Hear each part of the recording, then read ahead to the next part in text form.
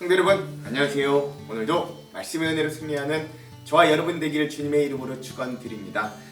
우리 오늘 드디어 신약 성경의 세 번째 책인 우리 누가복음의 여행을 처음으로 시작하는 날입니다. 우리가 기대를 가지고 이 복음서 중에 가장 따뜻한 시선으로 우리들에게 이 예수님에 대한 또 다른 시선을 우리에게 보여주는 이 귀한 여행들을 함께 기대하는 마음, 즐거운 마음으로 함께 떠났으면 좋겠습니다. 우리 매번 그랬듯이 이제 처음 여행을 떠나기 전에 이 누가복음이 신약 성경에서 어떤 위치에 있는가 우리가 좀 함께 먼저 살펴보고 여행을 떠나도록 할게요.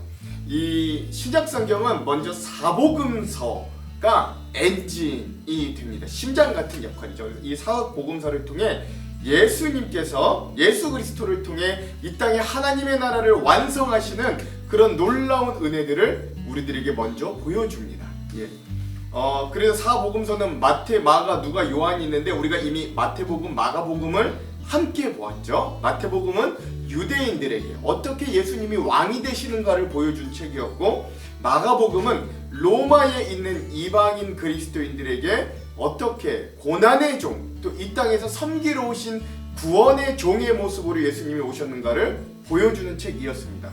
그리고 오늘부터 우리가 읽을 누가복음은 인간의 아들로 오신, 즉 인자 되신 예수님을 전하는 따뜻한 시선을 가지고, 그래서 잃어버린 것을 찾으시는 그 하나님의 마음을 알아 그게 이방인이든 유대인이든 전 세계를 품고 선교를 향해 나아가는 그런 복음서가 바로 오늘부터 우리가 함께 읽을 누가복음이다 라고 하겠습니다. 그래서 신약 성경의 세 번째 책이기도 하지요. 그래서 누가복음이 그런 위치에 있다는 걸 우리가 함께 알면서 우리가 이 여행들을 함께 떠났으면 좋겠습니다. 자, 그래서 오늘은 누가복음 첫 번째 시간이긴 한데요, 이 1장이 굉장히 깁니다. 80절이에요. 그래서 아마도 한 3번에 걸쳐 이 1장을 읽지 않을까 싶은데 오늘은 1-1의 시간입니다.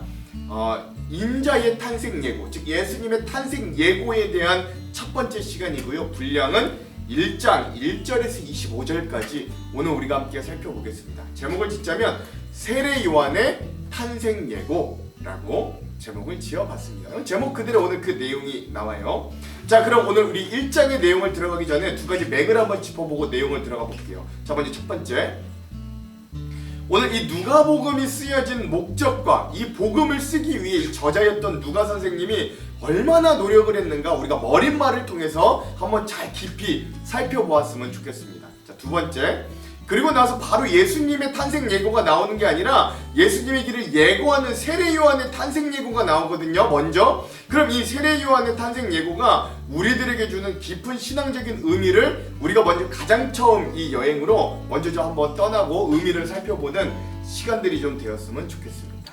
자, 그럼 우리가 이러한 맥을 가지고 1장 이 상반부의 전반부의 내용을 한번 살펴볼게요. 그래서 1장 전반부, 누가복음 1장 전반부의 내용은 누가복음을 쓴 이유, 그쵸? 수신자, 뭐 이런 머릿말과 또 세례 요한의 탄생 예고까지 이러한 내용들로 구성되어 있습니다. 자, 가장 먼저 모든 책들이 거의 그렇듯이 이 누가복음도 머릿말이 등장합니다. 내용은 이래요.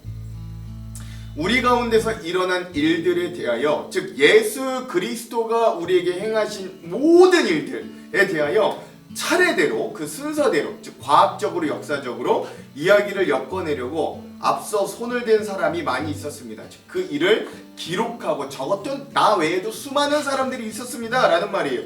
그들은 이것을 처음부터 말씀의 목격자요 전파자가 된 이들이 우리에게 전해준 대로 엮어냈습니다 라고 하는 거예요. 즉 그들도 그런 예수님의 어떤 탄생과 또 사역과 십자가 죽음과 부활과 승천까지의 이야기들을 모두 엮어낸 자들이 많았다라는 거예요. 그런데 존귀하신 데오빌로 각하님, 나도 모든 것을 시초부터 정확하게 조사하여 보았으므로 각하께서 그것을 순서대로 써드리는 것이 좋겠다 생각하였습니다. 이리하여 각하께서 이미 배우신 일들이 확실한 사실임을 알게 되기를 저는 바라는 바입니다 라고 하는 거예요. 그러니까 즉 이미 예수에 대한 기록은 수많은 사람들에 의해서 사실로 믿어졌고 확증됐고 또 그들에 의해서 기록되었는데, 나는 그들의 그 기록들을 다 정확하게 수집하여서 더 연구하고 더 순서대로 정확하게 과학적으로 역사적으로 취합하여 데오빌로 각하 당신에게 당신이 이미 알고 있고 이미 시작하고 있는 그 믿음에 대해 더 확증할 수 있도록 이 글을 쓰게 되었습니다. 즉 당신이 예수 그리스도에 대해 더 잘 믿고 그 복음을 받아들일 수 있도록 나는 철저히 준비하고 연구하고 노력하여서 이 글을 쓰게 됐습니다 라고 이 누가복음의 머릿말은 분명하게 이야기하고 있는 거죠. 굉장히 중요한 말입니다. 이것에 대한 의미도 우리가 주안점에서 한번 나눠볼게요. 자, 그리고 나서 누가 선생님은요, 바로 예수님에 대한 탄생이 아니라 세례 요한이 태어날 것에 대한 예언을 먼저 이야기합니다. 즉 이 역사적으로 시간 순으로 이렇게 배열한 거예요. 정확하게. 내용은 이래요.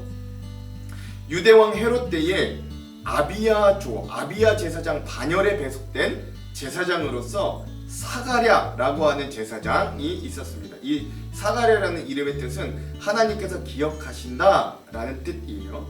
그의 아내는 아론의 자손인데 이름은 엘리사벳, 뜻은 나의 하나님이 맹세하시다라는 뜻인데 엘리사벳이 있었습니다.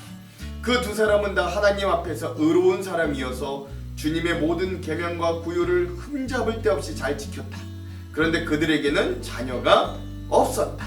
엘리사벳이 임신을 하지 못하는 여자이고 두 사람은 다 나이가 많았기 때문이다. 사가랴가 자기의 조에 반열의 차례가 되어서 하나님 앞에서 제사장의 직분을 담당하게 되었다. 어느 날 제사직의 관례를 따라 제비를 뽑았는데 이 사가랴가 주님의 성소에 들어가 분향하는 일을 맡게 되었다. 즉 하나님이 이때 이제 하나님의 성리의 때 만나시기 위해 그를 제비 뽑아 분향하는 일을 맡기신 거죠. 그가 성소에서 분향하는 동안에 온 백성은 다 밖에서 기도하고 있었다. 그때 주님의 천사가 성소 안에 사가랴에게 나타나서 분향하는 제단 오른쪽에 섰다. 그는 천사를 보고 놀라서 두려움에 사로잡혔다. 천사가 그에게 말하였다. 사가랴야, 두려워하지 말아라. 내 간구를 하나님께서 들어주셨다. 내 아내 엘리사벳이 너에게 아들을 낳아줄 것이니 그 이름을 요한이라고 하여라 라고 이야기하는 것입니다.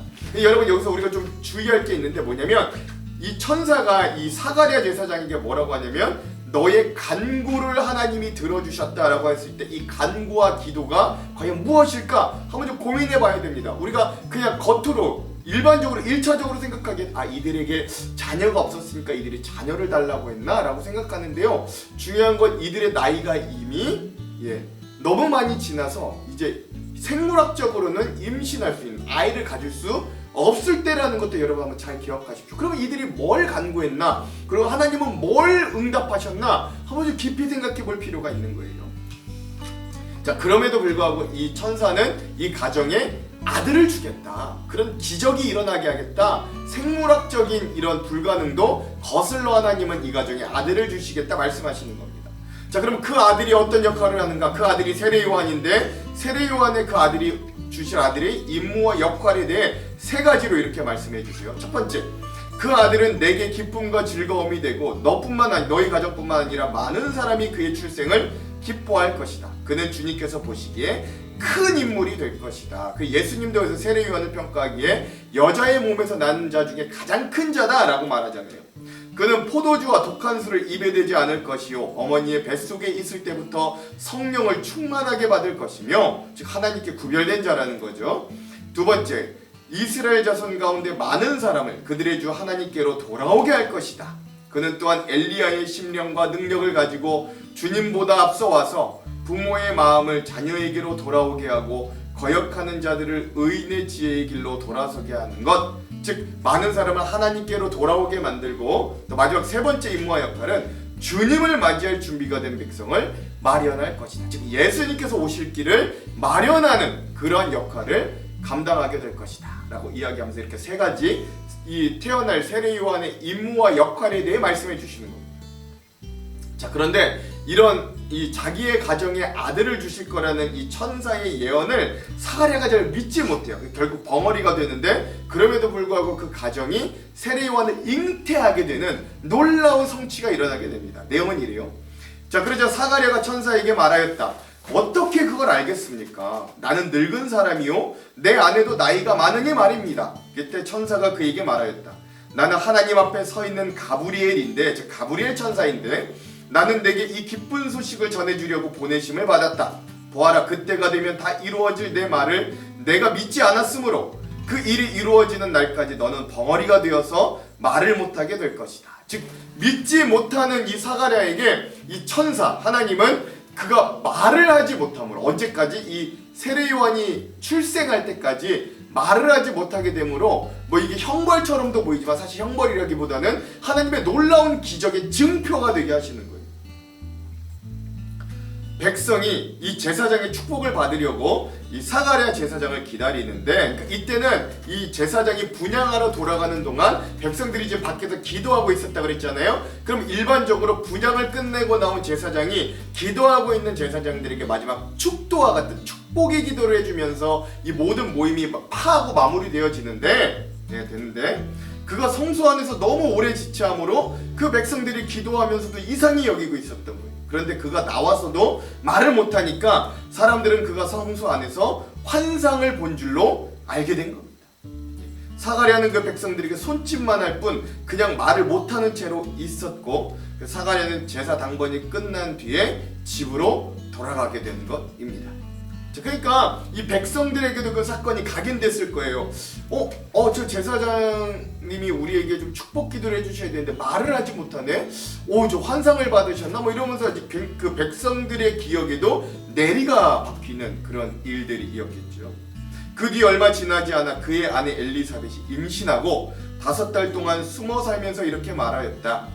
주님께서 나를 돌아보셔서 사람들에게 당하는 내 부끄러움을 없이 해주시던 날에 나에게 이런 일을 베풀어 주셨다. 이런 엘리사벳의 고백으로 오늘 우리는 이 말씀을 오늘은 여기까지 보도록 하겠습니다. 재밌는 건 뭐냐면 이 남편인 사가랴는 믿지 못함으로 이 아들을 주시겠다는 증표 말벙어리가 되었고, 또 그 부인인 엘리사벳은 그 아이를 임신하자 5개월 동안 숨어 살았다라고 합니다. 남편은 침묵했고 아내는 숨어 살았어요. 사실 이거 굉장히 기쁜 일이거든요. 아들이 없어서 고민이었던, 아들이 없던 문제, 자녀가 없던 문제가 있던 집안에 자녀가 생겼다는 건 놀랍고 기쁘고 전파해야 되는 일인데, 왜 하나님은 그 아버지 된 사가랴는 입을 막으시고 또 이 엘리사벳은 5개월이나 숨어 지내게 하셨나? 이 이유도 우리가 한번 주안점을 통해서 한번 깊이 나눠보도록 하겠습니다. 자, 그럼 오늘 이 부분 우리 누가복음 1장의 우리 전반부 핵심 구절을 한번 살펴볼게요. 오늘 누가복음 1장의 핵심 구절은 24절에서 25절입니다. 제가 한번 읽어볼게요. 이후에 그의 아내 엘리사벳이 잉태하고 5달 동안 숨어 있으며 이르되 주께서 나를 돌보시는 날에 사람들 앞에서 내 부끄러움을 없게 하시려고 이렇게 행하심이라 하더라. 아멘. 오늘 이렇게 천사를 통해 세례 요한이 잉태될 것이라는 것을 예언하고 그것이 이루어지자 그 하나님을 찬송하는 엘리사벳의 고백을 오늘 말씀의 핵심 구절로 삼아 보았습니다. 자, 그럼 오늘 이 부분 우리 누가복음 1장의 전반부에 주안점 3가지를 함께 나누고 오늘 말씀 부분을 한번 읽어볼게요. 먼저 첫 번째, 자, 오늘 우리는 누가복음의 여행을 시작합니다. 그러면서 우리는 누가복음의 머릿말에 대해서 좀 한번 깊이 생각해 볼 필요가 있어요. 우리가 맨날 성경을 읽고 통독을 하면 이런 머릿말이나 이런 부분 그냥 쉽게 넘기기 쉽거든요. 근데 여기 의미가 굉장히 큽니다. 다른 복음서와 다르게 누가복음의 머릿말은 사뭇 생소합니다. 왜냐면 이 책은 데오빌로라고 하는 한 사람을 대상으로 쓰여졌기 때문이에요. 그런데 여기에 등장하는 이 데오빌로 가카라고 하는 사람에 대해 성경과 역사적 기록에 그 어느 곳에도 이 사람에 대해 자세하게 나오는 곳이 없습니다. 그래서 사실 그가 누구인지는 정확하게 알 수 있는 방법은 지금으로서는 없어요. 근데 다만 데오빌로라고 하는 사람의 이름의 뜻이 데오, 즉 하나님, 빌로, 친구, 즉 하나님의 친구, 또는 데오빌로, 하나님의 사랑을 받는 자라는 뜻의 이름으로 유추해보아 아마도 그가 기독교 신앙의 호의적이고 아마도 이제 막 신앙을 받아들이려고 하는 자라는 걸 추측해볼 수 있고요. 또한 이 데오빌로를 가카라고 하는 호칭을 받는다는 것에서 아마도 그가 로마의 고위 공직자일 가능성이 큰 자다라는 걸 어렵지 않게 추측해볼 수 있습니다. 가카라는 말은 아무에게나 쓰지 않잖아요.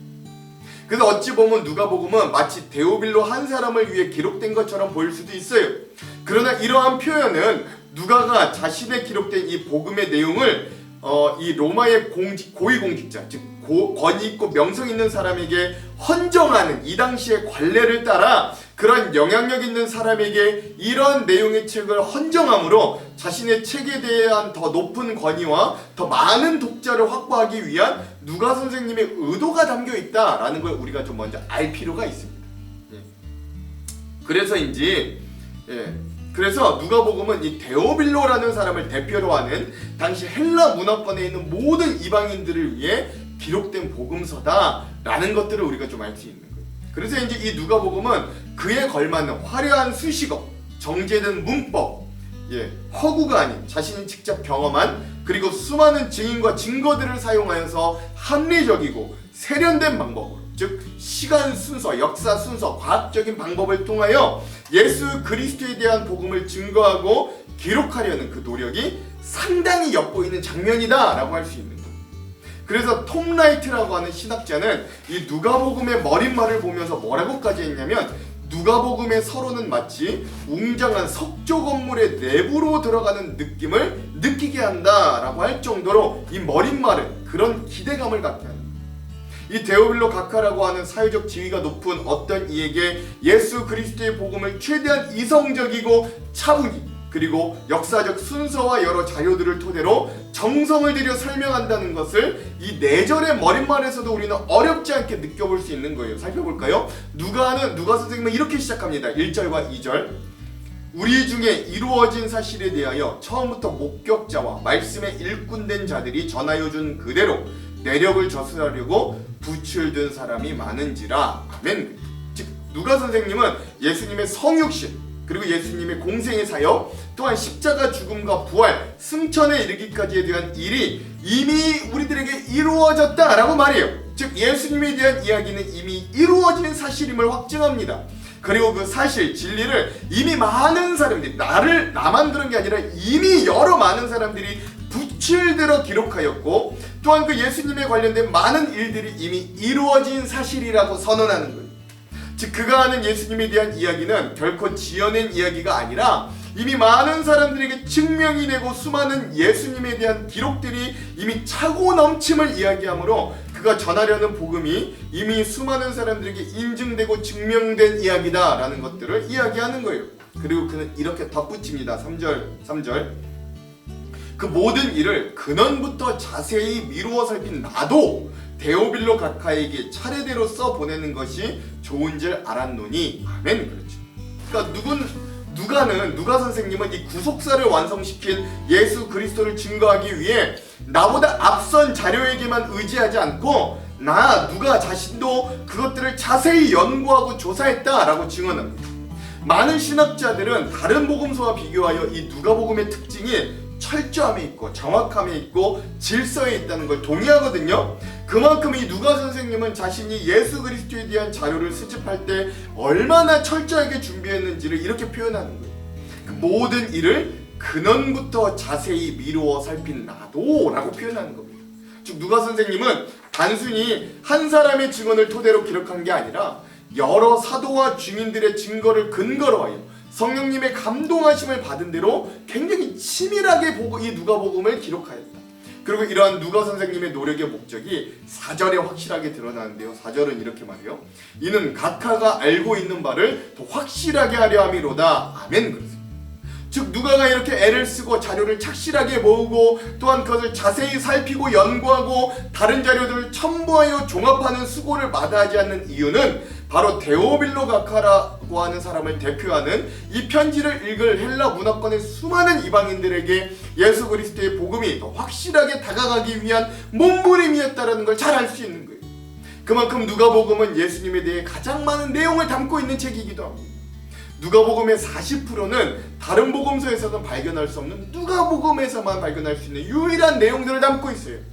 그만큼 의사 누가는 자신의 해박한 지식과 또 의사로서의 기질과 복음에 대한 뜨거운 열정을 통해 예수님의 복음에 대해 풍부하고 완벽하게 저술하려고 얼마나 노력했는가를 우리는 이 짧은 4구절, 이 머릿말을 통해 살펴볼 수 있어야 됩니다. 즉 우리도 이 예수님을 전하기 위해 이렇게까지 노력하고 있는가? 우리의 모습도 한번 되돌아볼 수 있어야 되죠. 이런 노력이 담긴 책을 오늘 우리가 읽고 있다. 이거 우리가 잊어서는 안 됩니다. 겁니다. 이게 머릿말이 우리에게 주는 귀한 의미들 중에 하나예요. 자, 두 번째. 자, 이런 누가복음은 예수님의 탄생을 먼저 기록했던 마태복음과는 달리 세례자 요한의 출생을 먼저 기록합니다. 이 누가 선생님의 집필 동기에서 밝히고 있듯이 가능한 역사의 순서대로 기술하려고 했기 때문에 예수님의 탄생 전에 주님의 길을 예비했던 세례자 요한의 출생의 배경과 과정도 상세하게 기술합니다. 세례자 요한의 부모는 레위 지파 사람이었습니다. 아버지 사가랴는 제사장이었고요. 세례자 요한의 어머니 엘리사벳은 아론의 자손이었습니다. 중요한 건 이들의 신분과 직분이 아니라 이들이 어떤 사람들이었냐면 하나님 앞에 의인이니 주의 모든 계명과 규례대로 흠이 없이 행하는 사람들이다 라고 평가받는 사람들이라는 거예요. 이들은 경건의 모양만 있는 사람들이 아니라 그 외형과 겉모습만 있는 게 아니라 경건의 능력이 있는 사람들이었다는 거죠. 즉 진심이 있었다는 겁니다. 경건의 능력을 말씀을 행함으로 보여준 사람들이었어요. 이들처럼 하나님 앞에 의롭고 주님의 말씀을 흠없이 행하는 사람은 복된 사람입니다. 그런데 경건하게 살아가는 이 부부들에게 고충이 하나 있었어요. 그게 6절에서 7절인데 한번 읽어볼게요. 이 두 사람이 하나님 앞에 의인이니 주의 모든 계명과 규례대로 흠이 없이 행하더라. 엘리사벳이 잉태를 못함으로 그들에게 자식이 없고 두 사람의 나이가 많더라. 아멘. 그랬죠. 이들의 가정에 문제가 하나 있었는데, 큰 문제가 하나 있는데 그게 자식이 없었고 또 이들은 심지어 이제 나이가 많았다라는 현실이었습니다. 부부는 나이가 많아 아이를 갖는 것이 이제는 생물학적으로 불가능하다고 생각하던 때였어요. 그런데 하나님의 사자가 사가랴 제사장에게 나타납니다. 예전에 경험해보지 못한 일이 일어났기 때문에 사가랴 제사장은 놀라며 무서워하지 않을 수 없었어요. 그런데 여기에 중요한 건 천사가 하는 말이 하나님께서 사가랴의 기도를 들으셨다라고 한다는 거예요. 우리 11절에서 13절을 한번 읽어볼게요. 주의 사자가 그에게 나타나 향단 우편에 선지라. 사가랴가 보고 놀라며 무서워하니 천사가 그에게 이르되 사가랴여 무서워하지 말라. 너의 간구함이 들린지라. 내 아내 엘리사벳이 내게 아들을 낳아주리니 그 이름을 요한이라 하라. 아멘. 그렇죠? 여기서 하나님께서 들어주셨다라고 하는 사가랴의 기도에 대해 우리는 쉽게 아마도 그게 아이를 달라고, 자녀를 달라고 하는 기도로 생각할 수 있습니다. 근데 여러분 곰곰이 생각해보면 그게 좀 이치에 맞지 않아요. 왜냐면 이미 이들에게는 생물학적으로 나이가 많아 아이가 생기는 게 불가능했기 때문입니다. 그렇다면 이 사가랴가 하나님 앞에 간절하게 기도했던 건 뭘까요? 많은 성경학자들, 신약학자들은 이 사가랴와 그 가정이 했던 기도는 성경에 그 내용이 정확히 밝혀져 있지는 않아서 정확하게는 알 수 없으나 아무래도 이들이 했던 기도는 하나님으로부터 응답을 받았다는 것으로 추측해보아 하나님의 뜻에 합당한 기도를 했을 것으로 추측합니다. 즉 당시 암울한 시대를 고려해본다면 메시아가 오셔서 구원의 시대를 열어달라는 이 기도를 하였을 것이다. 보통 이렇게들 많이 추측하고 짐작합니다. 이렇게 하나님의 뜻에 합당한, 즉 하나님의 마음과 통하여 기도를 한 사가랴와 엘리사벳의 가정에 하나님은 한 아들을 주신다고 약속해 주시는 거예요. 그가 바로 예수님의 길을 예비한 세례 요한이었습니다. 이렇게 세례 요한의 탄생에 대한 예고는 두 가지를 떠오르게 하는데, 하나는 99세가 된 아브라함의 가정에 하나님께서 아내 사라에게 아들을 주겠다고 말씀하셨던 놀라운 장면. 근데 이 사례도 믿지 않았죠. 그래서 막 웃었다가 하나님께 혼나잖아요. 그런 장면과 또 하나는 아이가 없어 괴로워하던 한나가 하나님과의 마음이 통하는 기도를 통해 결국 사무엘이라고 하는 선지자를 그 아들에 보내주셨던 사건들입니다. 즉 우리는 이러한 사가랴 제사장과 그의 신실한 아내 엘리사벳을 통해 하나님은 어두운 시기, 메시아가 아니고는 도저히 희망을 찾기 어려운 시기에도 여전히 신실한 주님의 사람들을 통해 그 역사와 구원을 예비하시고 그 일을 성취해 가심을 발견할 수 있어야 되는 거예요. 그러므로 오늘 우리도 이 사가랴와 엘리사벳 같이 여전히 하나님 앞에 신실한 모습으로 살아갈 수 있어야 됩니다. 또한 우리의 간구를 드림도 중요하지만 무엇보다 그 기도의 자리에서 하나님의 마음을 알려달라고 기도할 수 있어야 돼요. 하나님의 마음과 통할 수 있어야 됩니다. 그렇게 우리의 마음과 하나님의 마음이 통할 때 하나님의 놀라운 역사가 이 가정에 이루어진 것처럼 우리에게도 시작됩니다.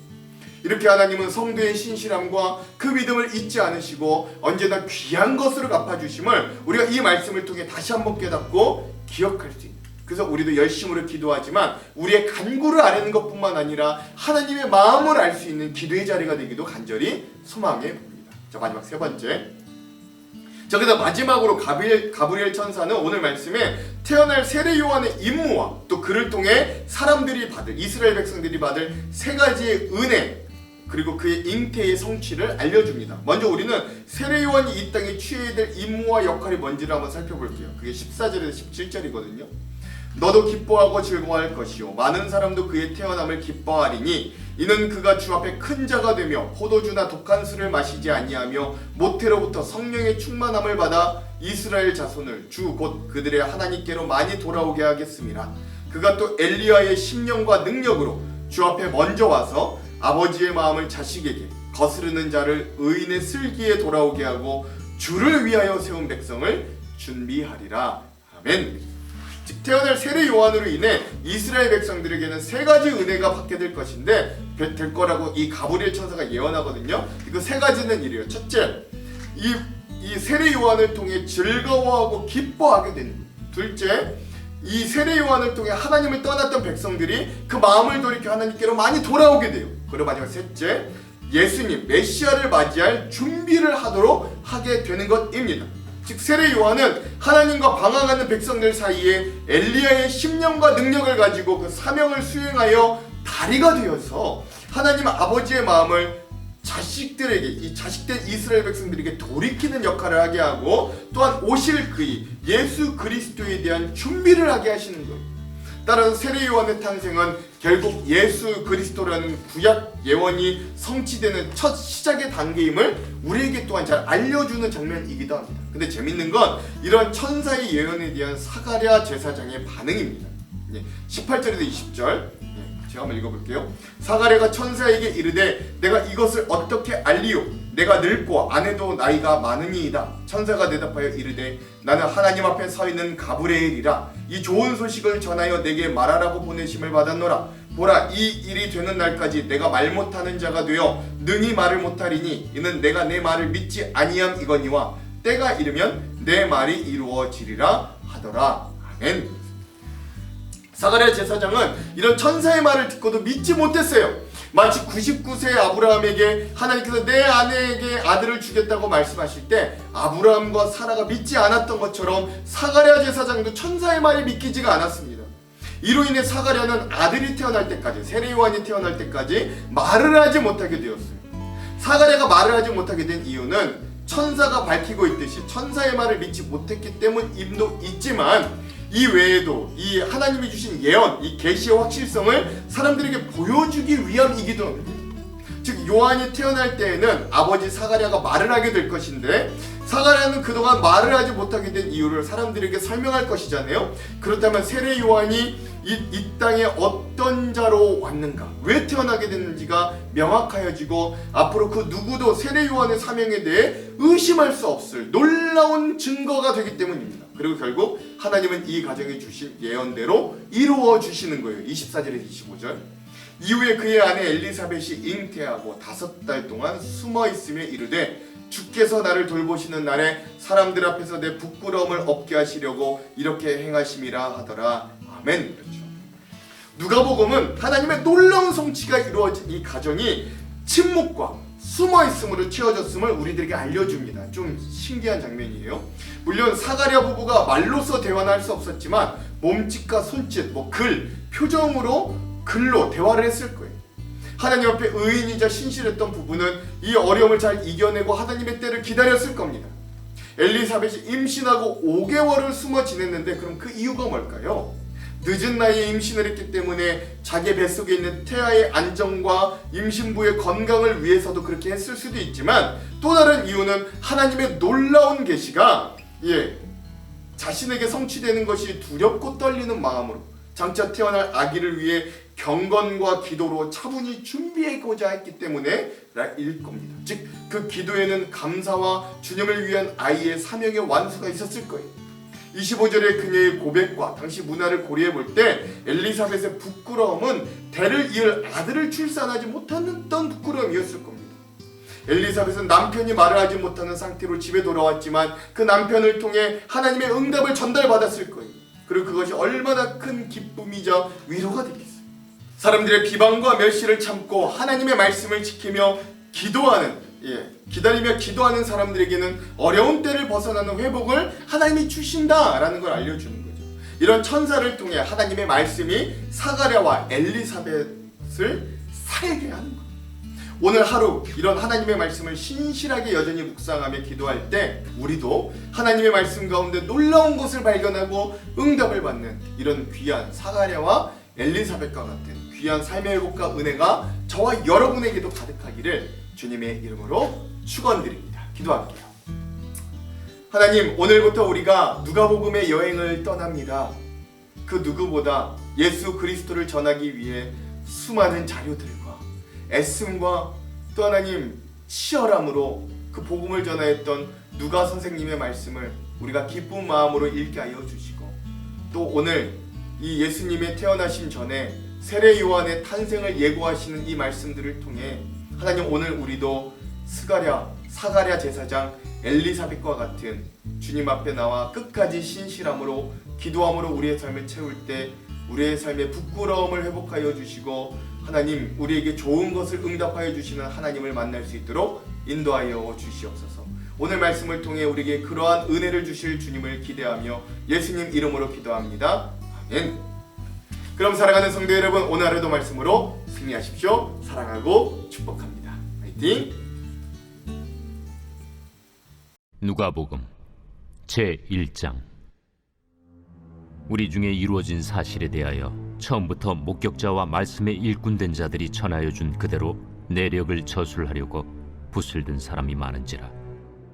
그 모든 일을 근원부터 자세히 미루어 살핀 나도 데오빌로 각하에게 차례대로 써보내는 것이 좋은 줄 알았노니, 이는 각하가 알고 있는 바를 더 확실하게 하려 함이로라.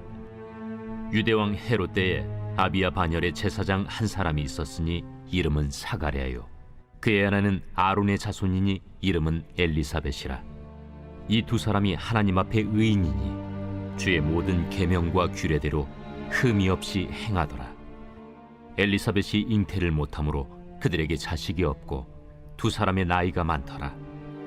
마침 사가랴가 그 반열의 차례대로 하나님 앞에서 제사장의 직무를 행할세 제사장의 전례를 따라 제비를 뽑아 주의 성전에 들어가 분향하고, 모든 백성은 그 분향하는 시간에 밖에서 기도하더니 주의 사자가 그에게 나타나 향단 우편에 선지라.